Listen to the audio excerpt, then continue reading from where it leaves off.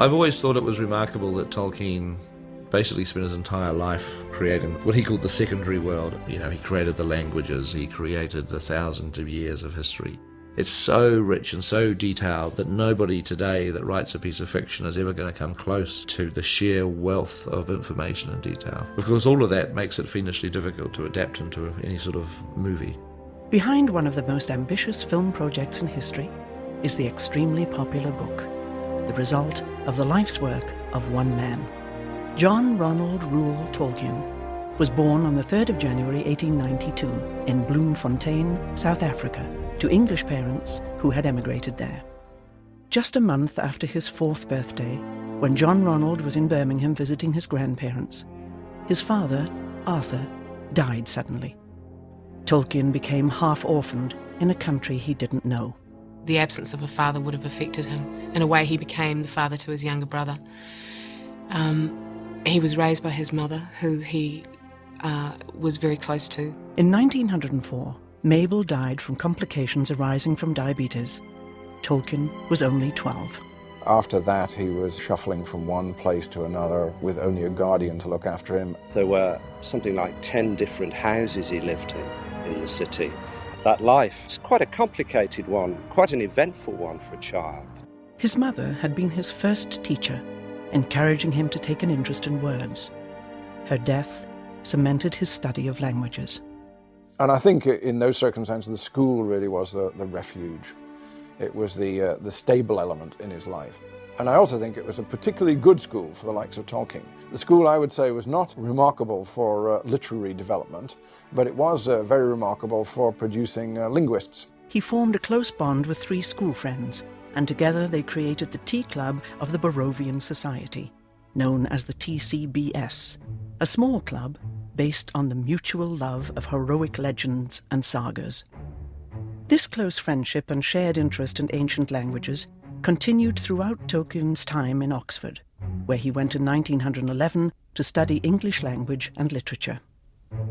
But this idyllic period came to an end with the outbreak of war. Tolkien departed for France, serving as a lieutenant in the Battle of the Somme. Likewise, all of his close friends were drawn into the combat. He had a small group of close friends, and a few years later, nearly all of them were dead, all killed in the First World War.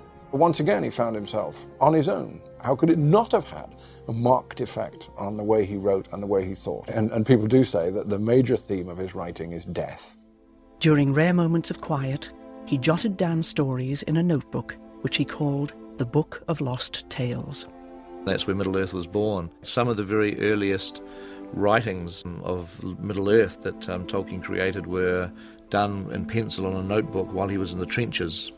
Tolkien's love of languages would eventually lead to him creating his own, and his lifelong pursuit of creating such language engendered the desire to create his own mythology. He felt deeply that England lacked a mythology. Well, England has no overriding mythology. We have a lot of folk tales, and we have borrowed a lot of other people's mythologies. The one that everybody regards as English is the story of King Arthur. But actually that's a complete mishmash from different sources, many of them French, our old enemy. So for Tolkien, the Romance mythologies were a very difficult thing. He didn't feel that they should be part of English folklore or mythology at all. He really mourned the fact that any mythology that England may have had been basically eradicated by the Norman invasion in 1066. There was this vacuum that Tolkien wanted to fill by inventing his own English mythology. Right at the end of his life, he was still working on the mythology of Middle-earth, and he died with his great sort of life work only partially complete. The Silmarillion, which was the story that he was writing in the trenches in 1917, wasn't published until after his death, and his son Christopher had to step in and do the finishing touches. Yet during his lifetime, elements of this mythology would reach the world through his novels. Tolkien returned to Oxford in 1925 as Professor of Anglo-Saxon, but 9 years later, an unexpected and seemingly innocuous event would change the life of this Oxford Don forever. You have a story about Tolkien inventing hobbits. There he is, marking his examination papers, which is extremely boring, and he turns over and he finds a blank sheet and he writes on it, "In a hole in the ground there lived a hobbit." And that's the start of the whole thing. And so, the story of this small, nature-loving creature found its way into print. Well, my father was the publisher, and he believed that children were the best judges of children's books. He used to pay me, as a supplement to my pocket money, a shilling. So The Hobbit came along, and I wrote my report. It wasn't a great piece of literary criticism, but it was good enough. My report on The Hobbit was dated the 30th of October 1936. Bilbo Baggins was a hobbit who lived in his hobbit hole and never went for adventures. At last Gandalf the wizard and his dwarves persuaded him to go. He had a very exciting time fighting goblins and wargs, and after a terrific battle with the goblins, he returned home rich.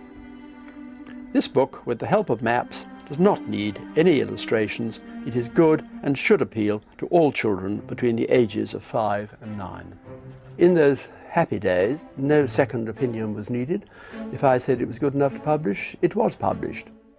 With the success of The Hobbit, Tolkien was encouraged by Stanley Unwin to write a sequel. He thus began to delve back into the mythology he'd been working on his whole life, and it became The Lord of the Rings. He sat down and began to write the first page of The Lord of the Rings without any planning at all. There was no scheme, no synopsis. I've been through all those first drafts, those papers which all still survive. And it's perfectly clear that he was flying blind. He never intended it to be what it was, and it gradually shaped itself as he wrote it. To be a convincing story, you've got to know what you're talking about in every detail. You've got to know what the geology, the geography, the history, which Tolkien had already mapped out years and years before. It was as real to Tolkien as history. Even though The Lord of the Rings is regarded sort of as, the Tolkien masterpiece, he only regarded it as being a very small piece of the mythology. It was only just the tip of an iceberg. He knew, and he'd written and put into box files, an awful lot that never was in his lifetime known to anybody.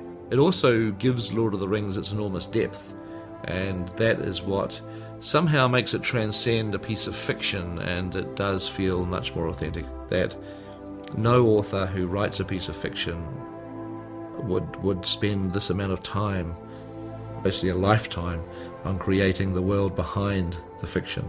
I desired to do this for my own satisfaction, and I had little hope that other people would be interested in this work, especially since it was primarily linguistic in inspiration and was begun in order to provide the necessary background of history for Elvish tongues. This was simply an outlet for his huge imagination, which had been stimulated by philology, by studying Germanic languages, by studying Norse sagas, by studying Anglo-Saxon poetry. And that drove him not just to be a scholarly investigator of it, but to be a creator in the same genre. The first volume of the Lord of the Rings trilogy, The Fellowship of the Ring, was published by Allen and Unwin in 1954. It had taken Tolkien 12 years to complete his epic work. By now, he was nearly 60. He was exacting to a degree on how the book was produced. He was extremely stubborn and obstinate, and he wrote it the way he wanted to. You did not go around editing Tolkien. That would have been the absolute final sin. After all, he was a professor of English language and literature and knew what he was writing. I had very carefully made my estimate of losing £1,000 on the basis that there would be a fall-off. There wasn't. In fact, by the time we got to publishing Book 3, we had increased our print number and on the way to reprinting 1 and 2. Over time, the book increased in popularity, eventually becoming the 20th century's second most read book after the Bible. He was both pleased and gratified by the success, but it wasn't because of the money. He was gratified because it proved his point. And there was an element in it, I would have said, of schadenfreude. They told him all his life that he was a kind of, flogging a dead horse. And it wasn't a dead horse, it was a Derby winner. Tolkien fan clubs began to spring up almost as soon as the book became well known. Not quite as when it was published in the 50s, but by the 60s they were starting to appear. You began to go to the New York subway and see sort of inscriptions on the walls saying Frodo lives. And you began to realize that something was happening. And people were writing him letters telling him that they had adopted the names of his characters and they were getting married in ceremonies based on his books. And he was actually very upset by this because he was actually able to detach himself from his own invention. The phenomenon of the Lord of the Rings continues today, and its popularity can be attributed to fundamental themes of human existence. The themes of Tolkien are another way of honouring the book because, you know, as we were saying, there's so much detail that you ultimately can't recreate the world of The Lord of the Rings, you know, with everything in the books, but the thematic material is obviously critically important to translate that from book to film because the themes are ultimately at the heart of any book. And Tolkien's themes in particular were in his heart. There's a tendency to expect too much of Tolkien and to expect answers that he never intended to provide. And there's a simultaneous oversimplification of what he wrote. Tolkien himself was horrified at modern analogies being placed on his work. He always rejected the notion that the stories were based on World War II and the rise of Hitler and all that. I think to apply modern political thinking on a story that is essentially 50 years old is a little bit inappropriate. Tolkien's famous for disliking allegory and maintaining with great force in his foreword to The Lord of the Rings that this is not an allegory. As for any inner meanings or message, it has in the intention for the author none. It is neither allegorical nor topical. I cordially dislike allegory in all its manifestations, and always have done so since I grew old and wary enough to detect its presence. I much prefer history, true or feigned, with its varied applicability to the thought and experience of readers. I think that many confuse applicability with allegory, but the one resides in the freedom of the reader, and the other in the purposed domination of the author. What he means by allegory, of course, is that you can have a one-to-one substitution. So the ring equals, nuclear energy. That kind of simple-minded interpretation is exactly what he was trying to avoid, and it's part of his genius that he didn't write an allegorical book. That's why new generations of readers can keep on finding meanings from their own lives because of what he called applicability, to enable you to fill in the precise meanings of the various things you're reading about from your own experience. I think what Lord of the Rings is very good at portraying is that you can be courageous without having courage. He was, I believe, writing the antithesis of commercial fiction. This notion of being able to go on and finding hope in hopelessness. The most poignant statements in The Lord of the Rings are the elves, for example, who have been fighting what Galadriel calls the long defeat. And they've been knowing that they will lose for the last few thousand years, but they will continue fighting until they're defeated. Courage is also shown by plodding on even when you have no hope in the affair at all. It is in the dark moment that the eye begins to see. You know, it's like when you've reached your lowest point, when things look bleakest, that's when you really get a wake-up call. Something is found within, you know, to deal with the situation, to at least make the effort. The emphasis on courage against overwhelming odds is essentially a pagan point of view. You fight on even though you know that in the end you will lose. You can't have courage without fear.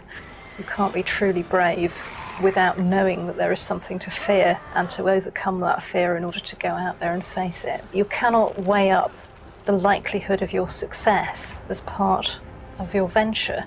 And that is why Frodo makes such a wonderful hero, because he is a halfling, he is a hobbit, he is small, and the forces he faces are huge. Frodo's not the only hero. And of course, without the heroism of all the people who helped him, Frodo would have failed.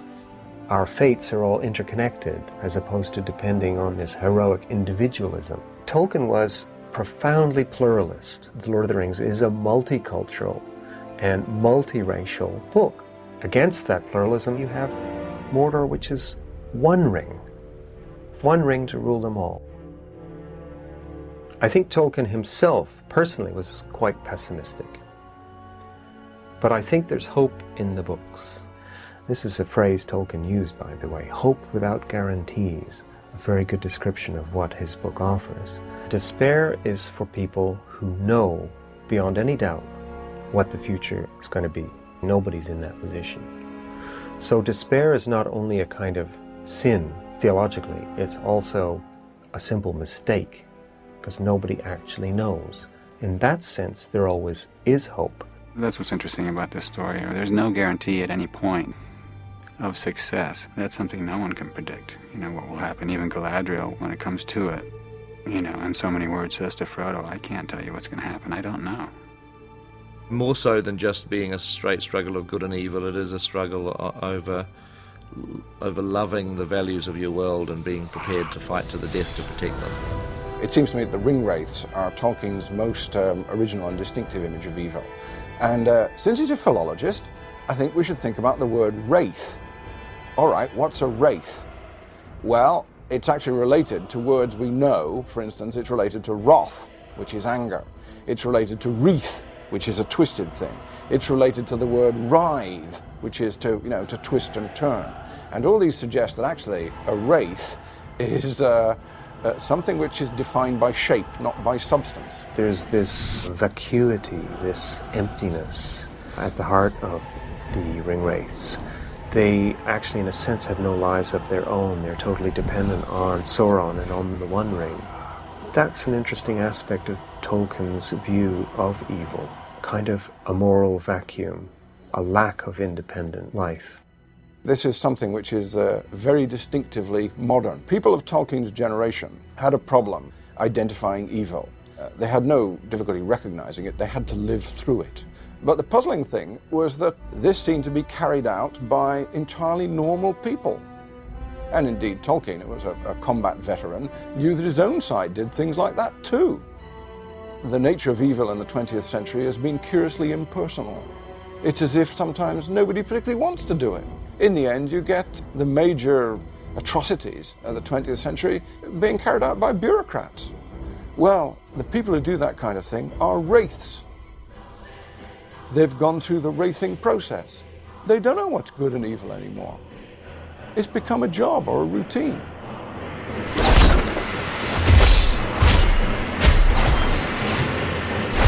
You start out with the good intentions, but somehow it all goes wrong. So it's a curiously distinctive image of evil, and I should also say it's a very unwelcome one, because what it says is it could be you.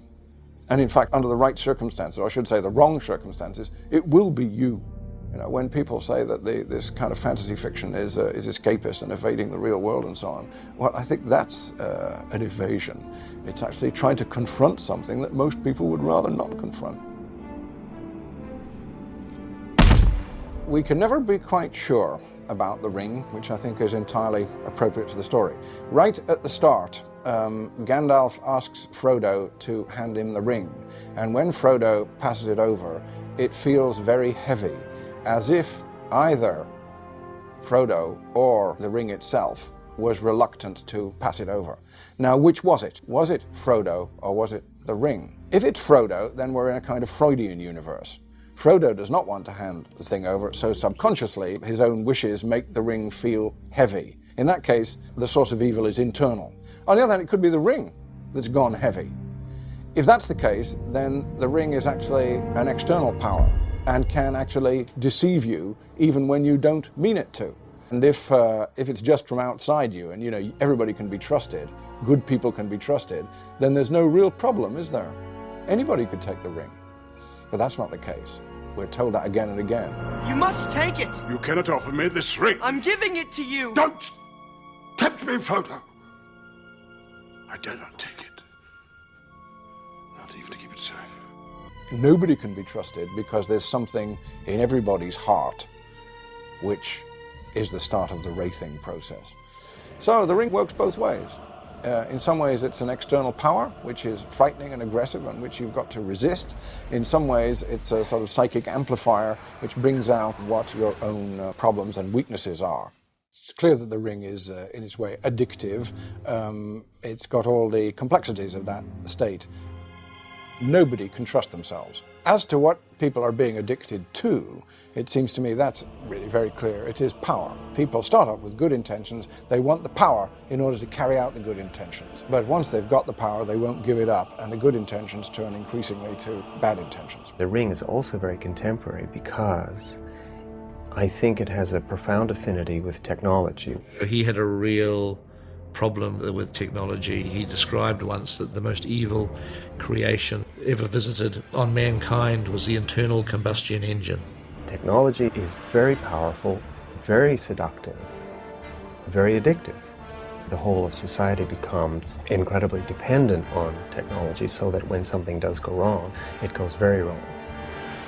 Tolkien had a respect for the earth that was profound. The thing about Middle-earth in Lord of the Rings is it's like a character in itself with autonomy and subjectivity, and that's a profoundly ecological point of view. He did not agree at all with this view that nature is simply a passive set of resources for us to use as we will. During his lifetime, you had continuing urban expansion. You had urban creep. The city was going through enormous changes. It was gradually becoming the city of a million people. He could see the city creeping up the hill. So that the area which he lived in, which he remembered as lush and pastoral and beautiful, really became absorbed into a major industrial city. All those processes are still happening, and in some respects they've gathered steam. Things are going faster and faster in that direction. And in that sense, Tolkien's relevance is bound to increase. For myself as a reader, what I find in there is a story that is timeless. And this is why it made it so accessible to so many people.